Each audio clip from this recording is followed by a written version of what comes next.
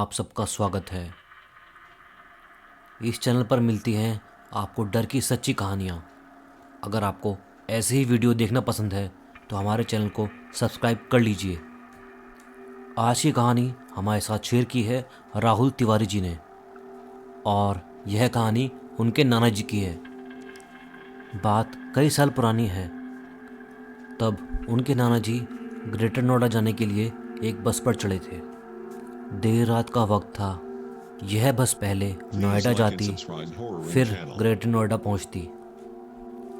नाना जी जानते थे कि रात में उन्हें नोएडा से बस काफ़ी मुश्किल में मिलने वाली थी।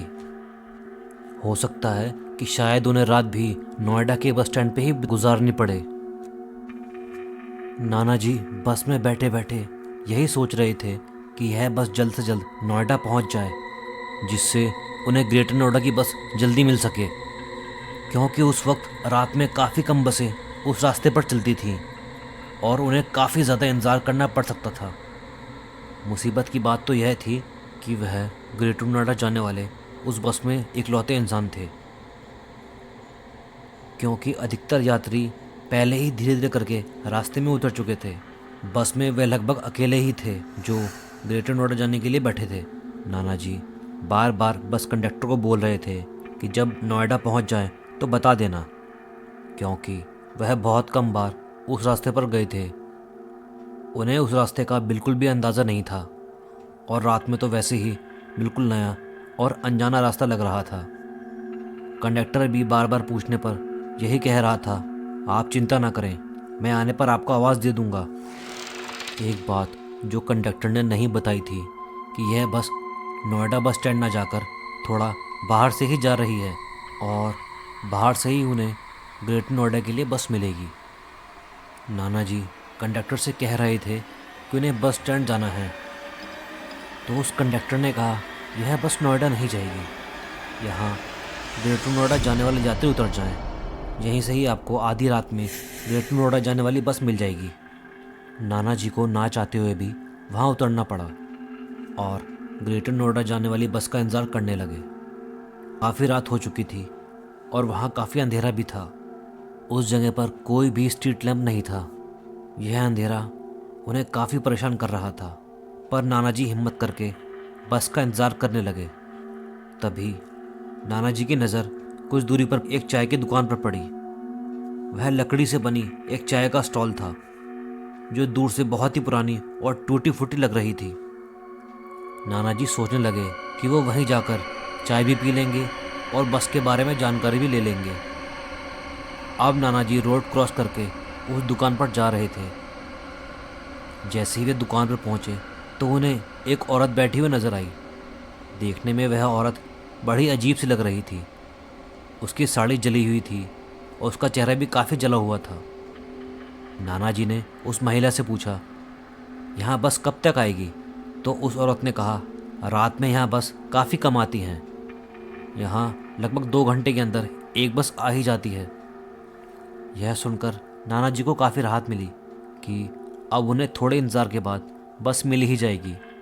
अब नाना जी उस औरत से पूछते हैं कि तुम्हारी साड़ी कैसे जली हुई है?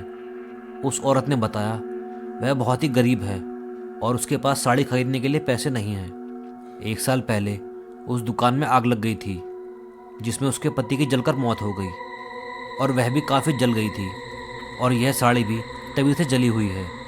नाना जी मन ही मन सोच रहे थे कि उस औरत के साथ काफ़ी बुरा हुआ है। बातों ही बातों में उस औरत ने नाना जी को चाय का गिलास पकड़ा दिया। चाय पीते हुए नाना जी ने पूछा, तुम कहाँ रहती हो और रात में अकेले यहाँ क्यों हो? तो उस औरत ने कहा, वह यहीं रहती है और वह कहीं जा नहीं सकती अपनी दुकान को छोड़कर। वहाँ बंद कर रहना उसकी मजबूरी है। अब बातों ही बातों में वह चाय का दूसरा गिलास ले आई और धीरे धीरे करके दुकान से बाहर भी आ रही थी। चाय देखकर नाना जी ने कहा, वह और चाय नहीं लेंगे, उनका पहला गिलास ही अभी तक ख़त्म नहीं हुआ। इतना सुनते ही वह औरत बोली कि ये चाय उन्हें पीनी ही पड़ेगी। अब उसकी आवाज़ में एक अजीब सा गुस्सा आ गया था। बात करते करते नाना जी की नज़र अब उस औरत के पैरों पर पड़ी, क्योंकि वह दुकान के बाहर आ चुकी थी, तो नाना जी उसके पैर ठीक से देख पा रहे थे। जैसे ही नाना जी ने उसके पैरों को देखा, वह देख के चौंक गए। उस औरत के पैर उल्टे थे। यह देख के नाना जी बहुत ज़्यादा डर गए थे और वहाँ से भागने की कोशिश करने लगे, लेकिन वो औरत अब उनके पीछे पीछे आ रही थी। अब थोड़ी दूर भागते ही नाना जी बेहोश हो गए और उसके बाद जब नाना जी को होश आया तो वह हॉस्पिटल के बेड पे थे। वह सोच रहे थे कि वह यहाँ कैसे पहुँचे। तब उनके पास खड़े लोगों ने बताया कि वह वहाँ पर बेहोश पड़े थे और उनके शरीर पे कई बड़े बड़े पंजों के निशान थे। और फिर नाना जी ने अपनी सारी आपबीती बता दी। लोगों ने बताया कि साल भर पहले वहाँ सच में आग लग गई थी, जिसमें उस दुकान में काम करने वाले मियाँ बीवी दोनों मारे गए थे।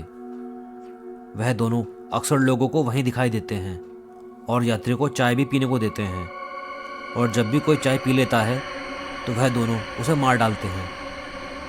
दोस्तों, हमें कमेंट बॉक्स में ज़रूर बताएं कि यह कहानी आपको कैसी लगी और हमारे चैनल के साथ बने रहें, क्योंकि आगे भी आपको ऐसे ही डरावनी कहानियाँ सुनने को मिलेंगी।